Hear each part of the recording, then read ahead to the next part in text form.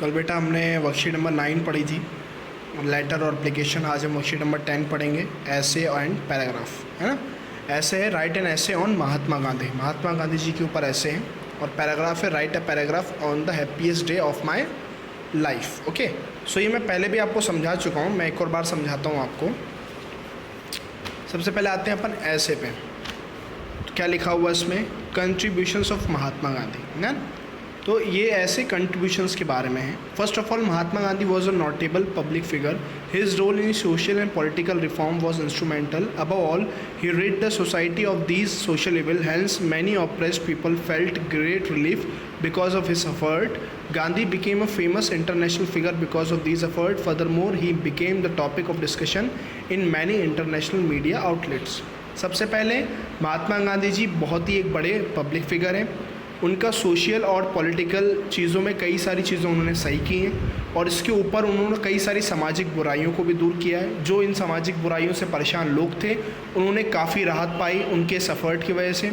और इसी वजह से गांधी जी इनके इतने एफर्ट्स की वजह से वो इंटरनेशनल भी बहुत ही फेमस हो चुके थे। ओके, आगे क्या लिखा है? Mahatma Gandhi made significant contribution to environmental sustainability. Most noteworthy, he said that each person should consume according to his need. The main question that he raised was how much should a person consume. Gandhi certainly put forward this question. और महात्मा गांधी जी ने environmental sustainability को, मतलब पर्यावरण को बचाए रखने के लिए भी अपने कई सारे स्टेटमेंट दिए थे, जिसमें से उनका एक बहुत ही पॉपुलर स्टेटमेंट था कि हर एक व्यक्ति को उतना ही कंज्यूम करना चाहिए जितनी उसको ज़रूरत होती है, और बाकी चीज़ें वेस्ट नहीं करना चाहिए।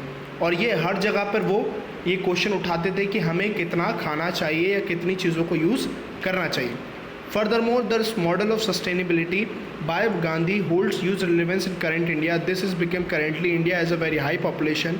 There has been the promotion of renewable energy and small scale irrigation system. This was due to Gandhiji's campaign against excessive industrial development.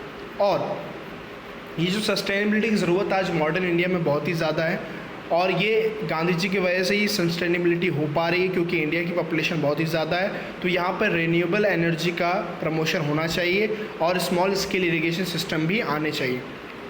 तो ये कुछ कंट्रीब्यूशन थे बेटा महात्मा गांधी जी के, जिसको हमने ऐसे के रूप में पढ़ा।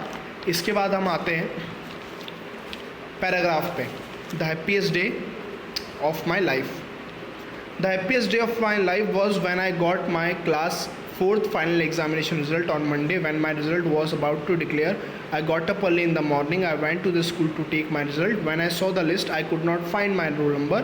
My brother asked me to look again carefully. I again looked up with quivering hands and was able to see my name and roll number in the column of first division student.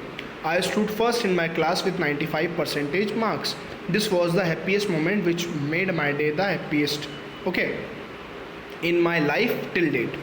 तो happiest day of my life में क्या है? एक बच्चा है जो कि 4th class के एग्जामिनेशन का रिजल्ट उसका आता है। मंडे के दिन जब रिजल्ट डिक्लेयर होना चाहता है, वो सुबह जल्दी उठ जाता है और स्कूल जाता है उसका रिजल्ट लेने के लिए।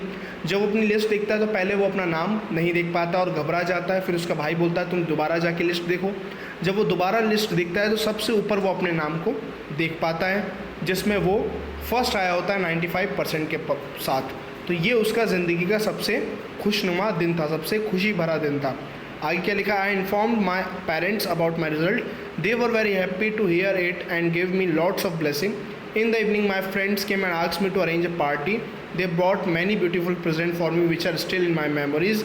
Eight night my parents took me to see a film and have a delicious dinner. तो ये बात जो बच्चा फर्स्ट आता है उसने अपने माँ बाप को बताई। उसके माँ बाप ने उसको खूब सारा आशीर्वाद दिया, और शाम में उसके दोस्त आते हैं ताकि अरेंज हो पार्टी करते हैं, उसको कई सारे गिफ्ट देते हैं, उसके माँ बाप उसको फिल्म दिखाने ले जाते हैं और अच्छा डिनर कराते हैं। तो ये एक बच्चे का the happiest day of my life था। ओके, सो ये पैराग्राफ भी आपको लर्न करना है बेटा। अपनी सारी वर्कशीट्स ख़त्म हो चुकी हैं, इनके इमेजेस मैं आपको लगातार भेजता रहा हूँ, तो सब अपनी वर्कशीट जल्दी से जल्दी कंप्लीट कर लें।